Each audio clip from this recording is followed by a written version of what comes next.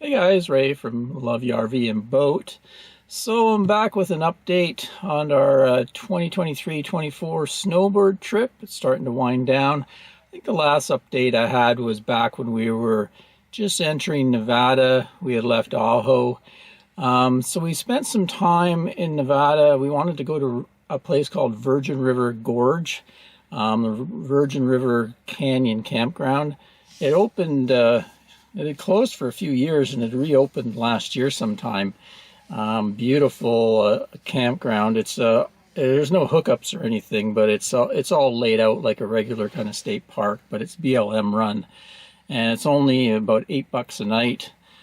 There was a little bit of extra charge for reservations and stuff. They kind of changed the systems there. I did a full video on that if you want to check that out. Anyway, we entered Nevada past Las Vegas and went past Lake Mead and camped at a favorite spot of ours. Part of it is called Snowbird Mesa. The other part is Poverty Flats, but it's a free camping boondocking place run by, I think the Bureau of Land Reclamation runs it, very close to Valley of Fire State Park, which is a very pretty park. If you haven't gone, definitely check that out. We perched on kind of a little bit of a plateau with out the back window. We could see some of the rock formations off in the distance of Valley of Fire. And there was some kind of crappy weather going through. There was a kind of a storm front that dropped quite a bit of rain and wind and that sort of thing, dropped the temperatures down. So it was a good place just to hang out. Because a few days we were in the RV, so we had nice views and everything. And it's a place that you wouldn't get much problem with flooding or anything because you're way up on a plateau. Anne did a drone video there a little bit after the rain hit, and it had wetted down all the sandstone, so she flew the drone over an area and has a video out on YouTube called Overton, it's Overton, I forget what it's called, Overton Backbone or something. Anyway, I'll link to her channel in the description. You can check that out. She also did a drone video at the Virgin River Campground, and that really gives you an idea how pretty that area is. I think it's called Cedar Pockets in that area, and the red sandstone kind of is exposed out of the regular rock around there in this beautiful canyon. Interstate 15 goes through. So we actually spent fair amount of time there. I think we had 5 days, and then we booked another 2 days and then stayed another 2 days because it was just beautiful. We had got some really nice days in there, really warm days. We met up with Anne's sister and for a few days did some socializing, did some hikes and that sort of thing, so that was a fun time. And then it was getting towards later in March. It was time to head back west. This year we decided to go. We wanted to go to a few spots up near Sacramento. There's some wildlife refuges, and we've never stopped. We've gone past them many times, so we wanted to stop and check out the birds there, and could use her big camera, which is a 500mm lens camera from when we would camp in Campbell River. So she wanted to put that to use again and maybe get some bird shots. And we also wanted to get out back to the Oregon coast. So we needed a few stops in between to make that happen. We left the Virgin River Gorge, drove through the outskirts, kind of did the perimeter route through Las Vegas, and then stopped at a casino complex in Primm. There's 3 or 4 casinos there, and you can just pull in and park behind the casino. I think the one we parked behind was Buffalo Bill's, and there's a huge lot behind there, so it's really easy off the Interstate 15 to pull in and camp overnight. Highlight of it for Anne was there's a Chevron station there that had a place called Pink Box Donuts. If you ever want a really good donut, I guess it's a Nevada chain or something, but she was impressed with that. So that will now be the Pink Box Donut stop. After Primm, we woke up and did about a 3 or 4 hour drive to Mojave, California. There was another round of bad weather coming through. Sort of in the spring, it can be kind of unsettled down there. You'll get some really nice weather, and then all of a sudden you'll get a cold front come through and you get some unsettled, typical spring. It was late March, so we stopped at a friend's driveway and stayed a few days there. It was also the Easter time, so it was good to kind of just hunker down at a friend's place rather than try to fight the crowds in the campgrounds and stuff over the Easter long weekend. And then, so the start of April, we headed out of Mojave and started our way up. We had to get up past Sacramento to these bird places. So first stop was just a typical stopover. It's called Harris Ranch Inn on Interstate 5, and they allow free overnighting in their parking lot. And it's actually quite nice as a parking lot. There's palm trees and everything. It's kind of a nice resort, kind of fancy resort even. So we go in there, and there's also a bakery there that's really good. Really good cream horns there. They also have very good beef, the really good beef, and I think they smoke pulled pork. They always have the smokers going, so it's quite a tourist attraction along there. A lot of people stop off. They have a giant banks of Tesla chargers, so I guess people going from LA to San Francisco, it's a really convenient kind of midway point for them to stop and recharge. Very busy there. Got up the next morning, and we traveled only 2 or 3 hours, just breaking up the trip, and stopped at a friend's place near Tracy, California, just before Stockton. And he has a ranch, kind of vineyards and things, almond trees. So we just gave him a text, and he lets us stop over there. So we just went in there and overnighted in part of the farm, just a convenient stopover, because it's just off Interstate 5.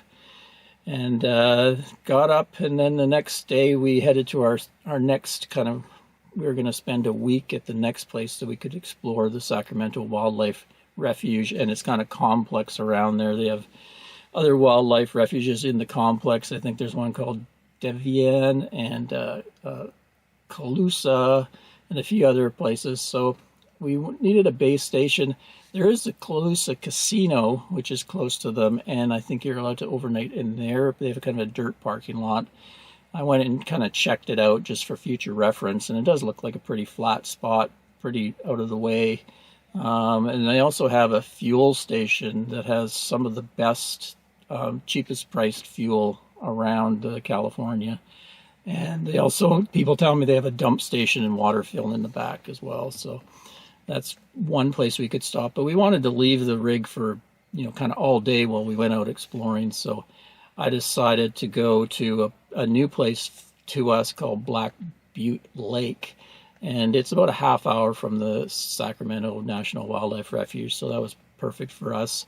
It's $20 a night, and it's off grid. There's no hookups, but they do have water and a dump station on site and garbage and that thing. And it was very pretty this time of year in April, because all the rolling hills were green, the grass was green, and the trees are all kind of smaller oak trees, and they're just full of bird life. So actually Anne got quite a few photos just there of woodpeckers and things. And the wildlife refuge was great. Highly recommend. They got an auto tour that's about, I think, 6 miles, and you go through the auto tour and along all these ponds. This time of year, they don't have the huge numbers of geese and sandhill cranes that they do in the winter. They leave, but there was lots of shorebirds, little sandpipers and plovers, and lots of ducks still. And one highlight was seeing, I think it's white-faced ibis or something. They're mostly black and kind of a really nice colors, rainbow colors in their feathers. And Anne really liked I forget, there was these small birds that kind of do a little dance, grebes, I think, and they were kind of mating. She never got the photo she wanted, but they kind of stand up and dance with each other across the water. So had fun there, and Anne got lots of cool photos there and stuff. I got a little bit of video footage there that I'll show you at the end of this video. And so we stayed there a week at that campsite. The weather was pretty good. It was kind of cool when we first got there. I had my big puffy coat on, and it was only in the mid 40s for highs, but quickly it went up. By the time we left, it was getting too hot to be there. It was getting up into the 80s, so it kind of slowly went up, and it was nice and sunny. Good for the solar, no problem with power there. This time of year, if the sun's out, there's such long days and high sun, we get lots of power. After that, we wanted to go to the coast, so we went from there and did about a 4.5 hour trip up I-5 and landed at Seven Feathers Casino, another usual stopover for us. You just pull into the back of the casino on a parking lot, and they just give you 5 nights right away. You don't have to register or anything. You just pull in and set up. And they also have some of the cheapest fuel. Their truck stop there has very cheap fuel, so we filled up the rig again there. And I think we stayed 2 nights because it was a pretty long drive all the way from down near Sacramento up to Seven Feathers. So, and was a little bushed from that. So we kind of stayed 2 nights there and then made our way to where we are now, Salmon Harbor Marina in Winchester Bay. And hopefully Ann can get some more bird shots here because we're perched right on a jetty overlooking the harbor, and a lot of little birds, ducks, buffleheads, grebes, all sorts of things come in. You never know what you're going to see here. Vultures, I had a few vultures this morning that were sunning themselves with their wings spread on the picnic tables.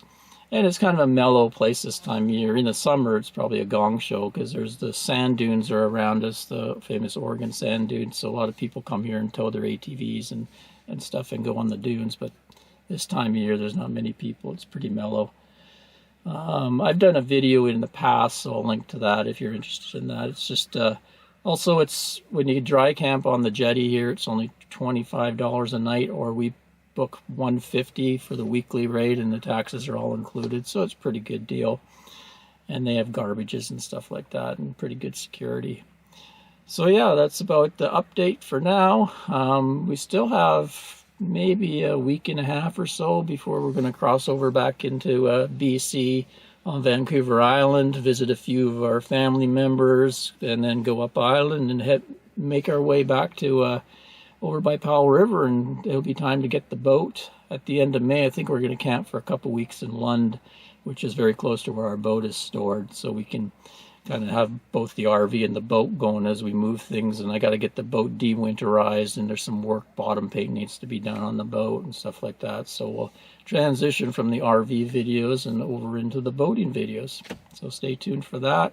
And I'll probably have one more wrap-up video for the Snowbird trip and give you some stats and stuff about how much fuel we used and how much we spent on camping and that sort of thing.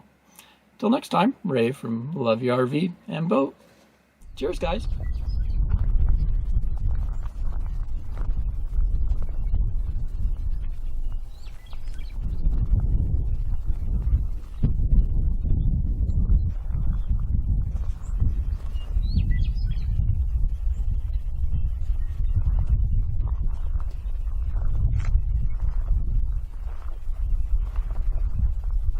Kill deer, kill deer.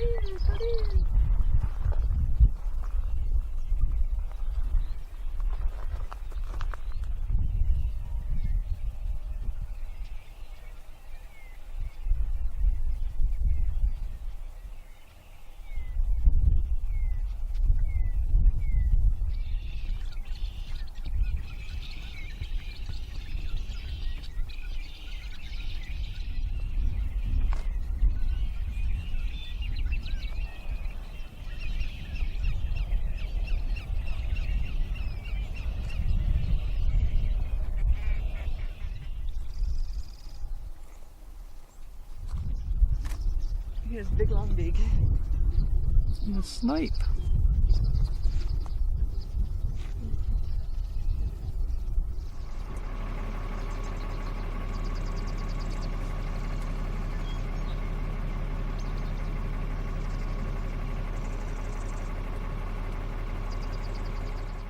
Too far away.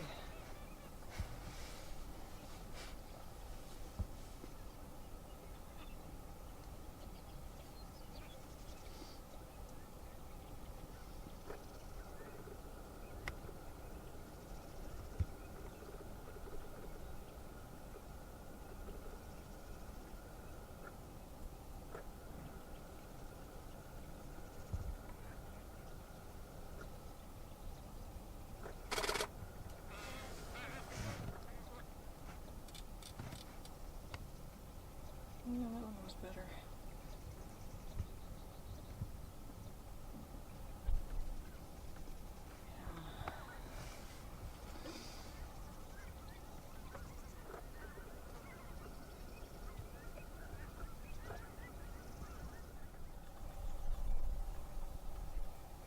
Oh, they're doing their head bonks.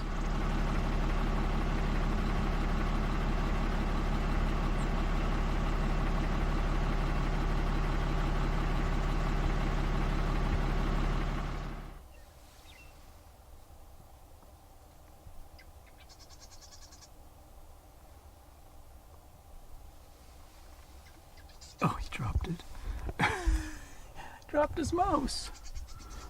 Down into the tree? Yeah, he went down to get it. Falling in the tree.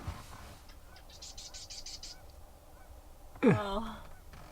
I dropped my mouse. There, he's got it back again.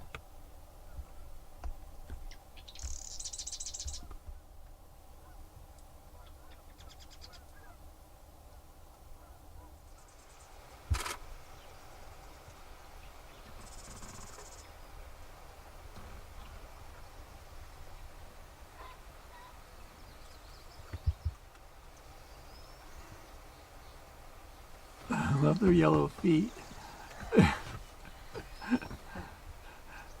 Bright yellow feet and black legs.